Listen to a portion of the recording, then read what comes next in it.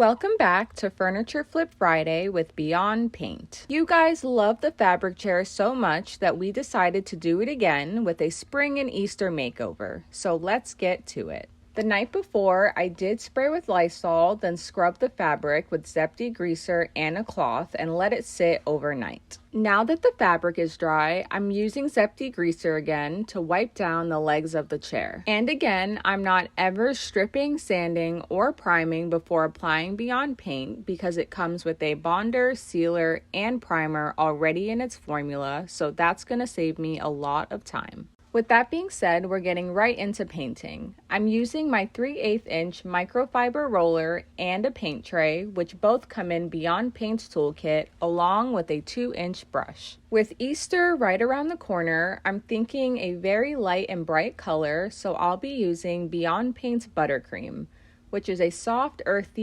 yellow tone that adds a glow of yellow to any project. And I'll also be using Bright White for the legs, which is a personal favorite of mine and can be found at your local Lowe's. To start off, I'm applying the first coat of Bright White to the legs, and I'm just squishing the roller down into any hard-to-reach areas to paint in the creases. While the first coat dries, I'll be immediately starting on the fabric portion of the chair.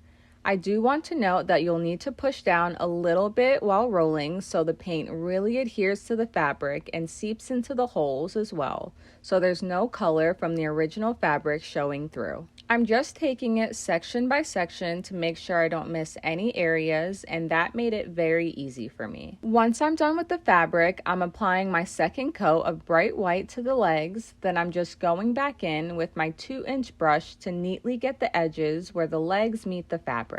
And this is how much paint I used. I started with a pint of buttercream and I used a little bit more than half of it. And there we have it, another fabric furniture flip using Beyond Paint's Buttercream and Bright White.